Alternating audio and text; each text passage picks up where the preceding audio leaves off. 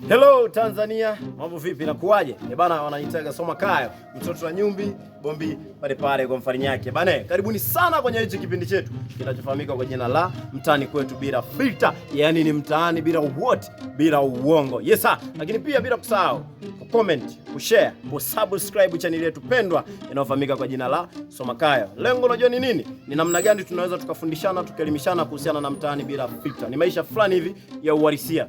Anyway, nisio mzungumzaji sana.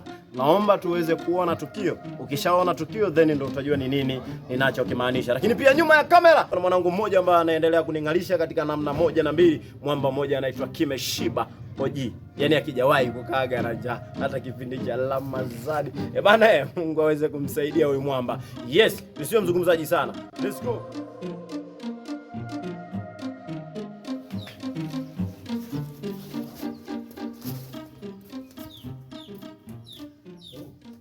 Mwanangu bwana nilipokukuta mwanangu hapo. Kwa sababu yani huko niko toka kote mwanangu. Niko nakutafuta mwenyewe mwanangu. Unajua mwanangu wewe unazingua sana na mshikaji. Hivyo mwanangu nataka mwanangu kile kitu bwana nani akulelee mwanangu. Dakika za mwisho mwanangu tumetoka na binti pale mwanangu tumekuletea hapa maskani. Mwisho siku anarudi maskani mwanangu. Bwana mwanangu naacha mambo ya ajabu mwanangu. Sikiza nikwambie blaza. Unawajika mimi ni ya kwangu. Mimi sio mimba yangu blaza. Hapo unakuja unanifokea tu, unaifokea tu. Shida nini? Ina maana hivi yule dogo ni mpumbavu, hana akili timamu mpaka aje kwako hapa. Kaeni vizuri na mdogo wenu. Mimi sio ya kwangu bwana. Unajua mshikaji leo nimekuja hapa wewe nitakupasua mwanangu. Unanisikia? Mimi unitishi kwa chochote. Yaani kwa chochote mimi unibabaishi mzee. Oya. Oya nitakuzingua. Usinichanganye baba. Oya mtaa mzima mimi wananielewa ujue. Oya kukufahamu kwako sio shida. Hapa uko nyumbani huwezi kunikolomea mzee. Huwezi kunikolomea. Oya wewe nitakupasua maana nitakubwaga damu mshikaji. Oya mimi nina kutamani kinoma, nakutamani kinoma. Hapo unakuelekea kwa mwanangu nitakuvuruga, nitakutoa damu mjio. Nitakutoa damu mzee. Huwezi ukaja kutoka zako uko kaje nyumbani ukanifokea. Unakuja kunifokea kwenye utawala wangu. Kwenye utawala wetu unanifokea. Blaza unanifokea kwenye utawala wetu. Ndio utanipasua. Just pass once kama unaweza. Unasema safi. Safi nini? Ondoka potea hapa mzee. Oya mzee. Huwezi kuja kutoka zako unakuja nyumbani unanifokea. Hata nitambe. Huwezi kutoka zako nyumbani unakuja baada tuje tuongee. Unakuja kunifokea. Mwanangu kisu, unasema mwanangu fresh. Potea mzee, potea mzee. Hamna no. Potea, tukaonana. Usinichezee mzee. Huwezi kuja kifara unakuja kunifokea nyumbani wewe. Wewe. Na wako urudi tena hapa. Ole wako urudi. Tutaonana wabaya mzee.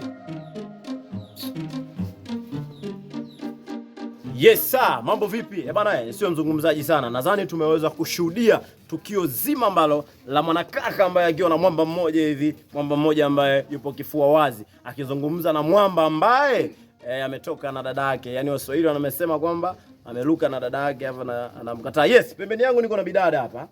Huyu bidada bwana nahitaji kuzungumza naye mawili matatu, yani 1 2 3 kuhusiana na mtaani bila filter, lakini pia kuhusiana na zoezi zima la lile onyesho dogo ambalo tumeweza kuliona kutokana na tukio lile. Niko na manadada hapa. Dada, nadhani wewe pia ni miongoni mwa watu ambao mmeweza kushuhudia lile tukio la yule mshikaji akiwa anazungumza na mwamba pale kuhusiana na kumtia mimba mdogo wake ambaye ni mwanafunzi, lakini wakaamua kuona kwamba kama vipi tusije tukampeleka jela huyu jamaa.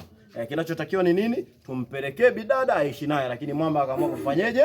Kumkataa. Wewe binafsi unalionaje hilo tukio, na wewe binafsi unalizungumzieje tukio la namna hiyo? Je, ni sahihi kufanya kama walivyoamua kufanya?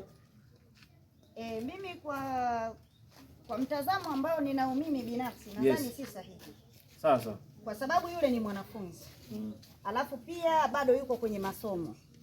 Kakatishwa masomo yake. Kwa hiyo mimi naona kwa namna moja ama nyingine wazazi maamuzi walioyafanya si sahihi. Si sahihi. Kumchukua binti na kumpeleka kwa yule kijana ni hatari zaidi, kwa sababu hata umri wake binti ni bado kuingia kwenye majukumu ya ndoa. Mimi nadhani kama wao wazazi wangelikuwa wamelifahamu hili mapema, wangemuita yule binti wakae naye. Kwa sababu sasa hivi kuna shule hata zile za Menkwa. Baada ya kuwa na shule zile za Menkwa, angeendelea kwanza afanye hadi mtihani. Alafu kama kujifungua atajifungua, ataacha mtoto na ataendelea na shule. Okay. Lakini majukumu aliyoenda kumkabidhi yule kijana si vyema zaidi, na yule kijana itakiwa achukuliwe hatua kali za kisheria, kwa sababu hakika nchi yetu inasema kwamba ukimpa mwanafunzi mimba wewe ni jela tena miaka 30 kabisa, kwa sababu ulichokifanya pale umemtukanisha mama yetu, si ndivyo? Okay. Kwa hiyo wewe ushauri wako mkubwa ni huo tu au kuna mwingine labda? Mimi natamani ambao wanatufuatilia ndani ya Somakayo tuko live, natamani sana waweze kusikiliza kwa makini huu ushauri, kwa sababu kipindi chetu kinaitwa Mtaani Bila Filter, yani mtaani bila uongo. Ni maisha ambayo yapo. Yani watoto wao wanapata ujauzito mtaani ambao ni wanafunzi, badala ya kuchukua kwenda kwenye swala zima la ustawi wa jamii au kisheria zaidi, lakini wanaamua kumaliza mtaani. Mwisho wa siku kama ulivyoona yule mwanakaka pale kidogo achomwe kisu pale. Maana mtia mimba mwenyewe amekataa na amesema kama vipi mimi wewe, yani niwe ndo umwaga damu. Mwisho wa siku kingetokea kitu kingine ambacho hakistahili. Sijui kama unaelewa bidada.